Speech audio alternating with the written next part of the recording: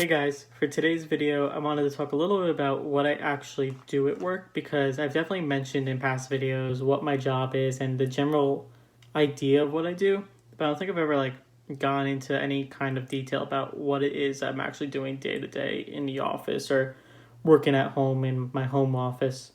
So pretty much as a civil engineer, or more specifically, I'm kind of a structural engineer.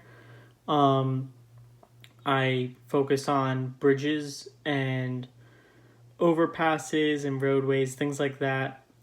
But the main thing is bridges because my company is primarily a traffic based civil engineering firm. So they do all kinds of traffic type projects. Some offices do other things like stadiums and whatever, but my office focuses very, very heavily on traffic because New Jersey and New York just has so much traffic infrastructure that needs to be worked on that it's a full workload for my office to do that. So some of the projects I'm working on right now include there's a bridge in New Jersey where two highways are passing over each other.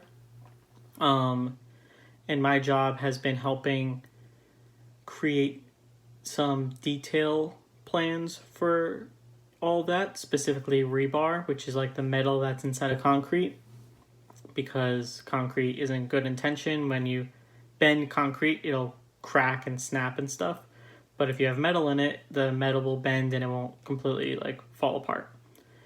So that's what rebar is for. And my job has been drawing out where the rebar is going to be inside the concrete, how long the pieces will be, what size, or the size is kind of given to me, but I'm helping determine a lot of the cross sections and stuff.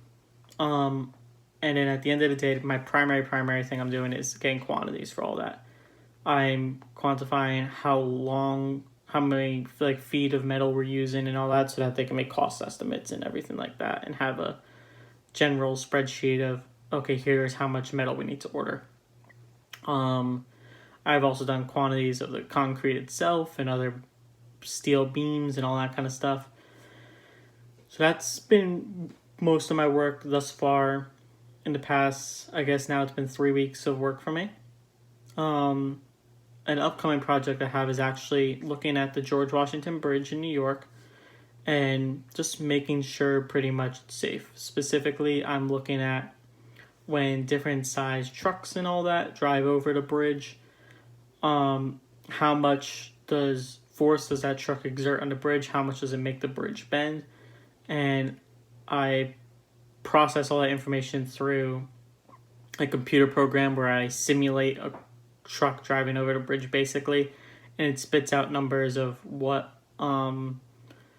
impact that truck driving over the bridge had, and I look at all those numbers and quantify them and all that, and I effectively give a final report saying, hey, when this heavy of a truck drives over the bridge bends too much, so make sure that no trucks this big drive over the bridge. Overall, all the numbers that we do with any kind of project is always rounded up to a very high degree. For example, the way I describe it is with this computer program and stuff to test how safe the bridge is. When we put all the information into the computer program, the bridge will say, the computer program will say the bridge can hold 2 million pounds, let's say. Realistically, the bridge could probably hold closer to 4 million pounds. But when I write my report, not only am I using the lower number that the computer spit out to me, that's very, very conservative, I add additional factors of safety to it, and I'll tell basically the state and all that, based on our numbers and the way we track things, the bridge can safely hold 1 million pounds. That way you have a 4-time factor of safety, how much it can hold. That's all very exaggerated and stuff for sure, but just to give you a gist of how safe everything actually is, when I look at a bridge and look at all the loads on the bridge and all that, and the numbers pop up and say, the bridge is over capacity, it's usually not really over capacity. If it was truly over capacity, the bridge would break. And that basically everything's so over designed that just doesn't happen. And with all the maintenance we do on the bridges and the construction and evaluating it and inspections and all that, outside of some major outside force acting on the bridges won't break. At least not at this point. Usually your biggest issue with bridges breaking happened very early on, like you saw with Florida International University Bridge that collapsed just as they were constructing and stuff, it collapsed. And then other bridges that would fall apart would be like smaller scale, very, very old bridges, like things like little wooden toll bridges and stuff like that that are in the middle of Pennsylvania or things like that.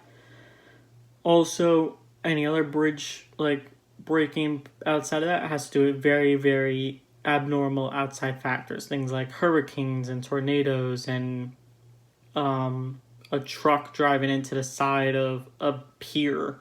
Like random things like that. A boat crashing into the side of the bridge. All those kind of things can influence a bridge and make it break. But as far as day-to-day traffic goes, that won't make a bridge break basically ever.